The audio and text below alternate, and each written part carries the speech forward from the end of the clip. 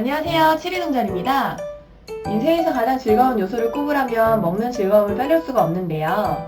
우리가 매일 맛있는 걸 먹을 때마다 뭔가 애처롭게 기다리는 고양이의 눈을 마주한 적이 있으신가요? 치즈는 췌장염을 앓고 있기도 하고 뚱냥뚱냥해서 수의사님들이 간식을 일절 주지 않는 게 좋겠다고 하시더라고요. 좀 더 오래 살기 위해 먹는 즐거움을 뺏는 게 맞나 미안한 생각이 드는 요즘인데 우리 사랑하는 고양이가 내가 주는 음식으로 인해 아프면 안 되겠죠? 그래서 오늘은 고양이가 먹으면 안 되는 음식 5가지에 대해 알아보고 그럼 어떤 음식으로 대체할 수 있는지도 같이 알아볼게요. 첫째, 건어물.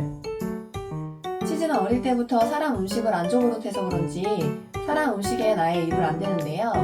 유일하게 달려드는 게 마른 오징어예요. 마른 오징어에는 염분이 많이 포함되어 있는데 고양이에게 과도한 염분 섭취는 나트륨 중독을 일으킬 수 있고 이는 신장 문제와 고혈압을 유발할 수 있어요. 대신 간이 되지 않은 생오징어를 푹 삶아서 삼키기 쉽게 잘게 다져 소량만 급여하는 것은 괜찮다고 해요. 마른 멸치도 염분 때문에 좋지 않고 국물 내기용 등으로 푹 삶아낸 멸치를 뼈와 내장을 제거하고 소량 급여해주는 것은 괜찮다고 해요. 그래서 그럼 육포도 삶아서 주면 되려나 이런 생각이 들었는데 육포는 보존을 위해 많은 양의 소금과 기타 조미료가 추가되어 가공한 거라 삶아도 그 구조나 함량이 크게 변하지는 않아서 안 된다고 하더라고요. 둘째, 날생선, 날고기.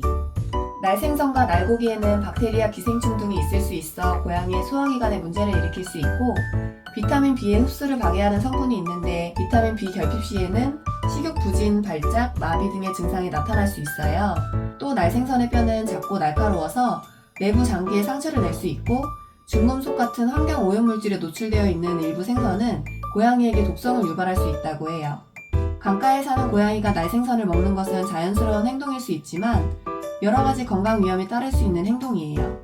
그리고 익히지 않은 고기에는 살모넬라균, 대장균 등의 세균이 존재할 수 있고 이는 고양이의 식중독을 유발할 수 있어요. 그래서 생선을 먹일 때는 반드시 익혀서 간을 하지 않은 상태로 소량 급여하고 모든 생선은 뼈를 제거하고 급여하는 게 안전해요. 그리고 캠핑장 같은 데 놀러가면 주변에 돌아다니는 고양이들한테 삼겹살 던져주시는 분들 계시잖아요. 익혀서 주더라도 삼겹살 자체가 고지방 음식이라 고양이의 비만, 췌장염을 일으킬 수 있다고 하네요.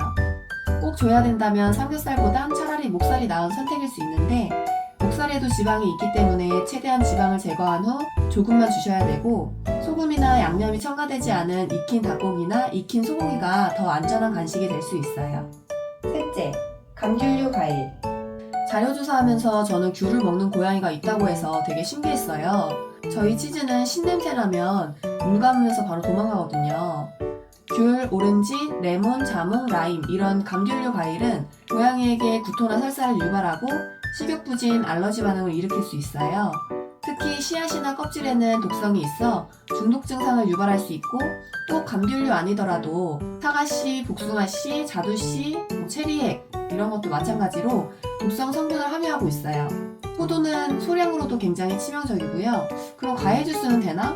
과일 주스에는 과일의 당분이 집중되어 있어서 비만이나 당뇨 같은 건강 문제를 유발할 수 있고 여기에도 마찬가지로 시트르산이 함유되어 있어서 중독 증상이 나타날 수 있다고 하네요.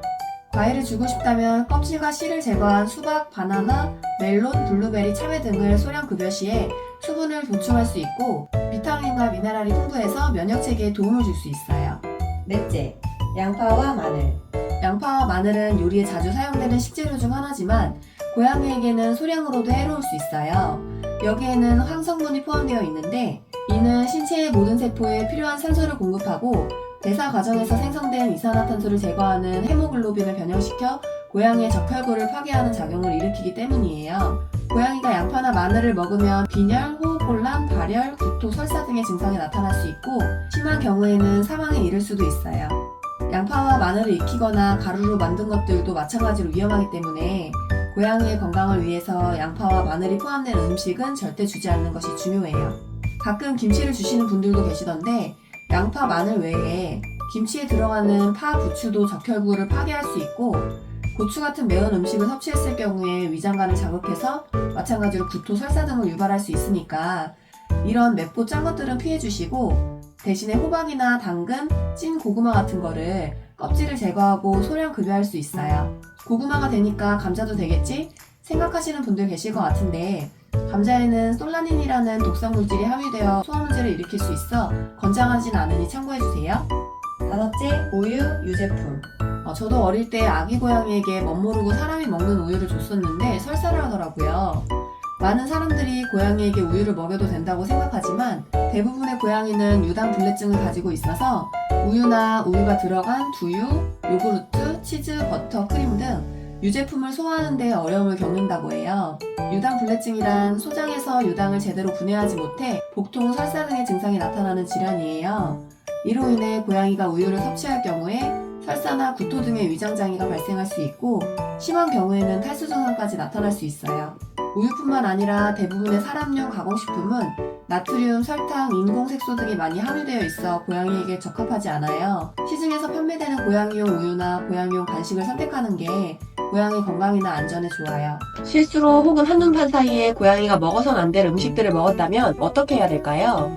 위에 말씀드린 음식들 중 소량만으로 치명적인 음식들도 있지만 소량으로는 이상이 없는 음식들도 있어서 큰일 났다고 바로 병원부터 가기보다는 일단 구토나 설사를 하는지 밥을 잘 먹는지 등 활력이나 상태를 체크해보고 이상이 있어 보일 때 병원으로 가는 게 좋을 것 같아요. 이외에도 내장, 날것, 뼈 빼고 고염분, 고섬유, 고유당, 카페인 조미된 음식 이런 거 다 빼다 보면 먹일 수 있는 음식이 거의 없더라고요. 우리 집 고양이는 먹어도 문제 없던데? 라고 생각하시는 분들도 있을 것 같아요. 아플 수도 있고 안 아플 수도 있는 확률이 반반이라고 했을 때 우리 집 고양이한테 먹였다가 탈라면 나한텐 100%잖아요. 그래서 굳이 모험을 해보기보다는 고양이용으로 나온 먹거리를 제공해서 위험할 수 있는 요인은 그냥 배제하는 게 훨씬 안전할 것 같아요. 하루하루를 배고프게 살아가는 길고양이들에겐 어쩔 수 없는 선택지가 있을지도 모르지만요. 끝으로 영상에서 말하지 못한 고양이에게 먹이면 안 되는 음식에 대한 추가 정보를 사진으로 띄워드릴 테니까 한번 살펴보시고요. 먹을 수 있다고 말씀드린 음식들도 많이 주면 탈이 날 수 있으니까 사람 음식은 되도록 조금만 주시고 고양이는 고양이용 식품으로 급여해 주시길 권장드릴게요. 앞으로도 유익한 정보 가져올 테니 우리 집 고양이가 건강해지길 바라는 집사님들은 구독, 좋아요 부탁드리고요. 집사님들도 나옹이들도 항상 건강하세요. 치즈야 인사하자.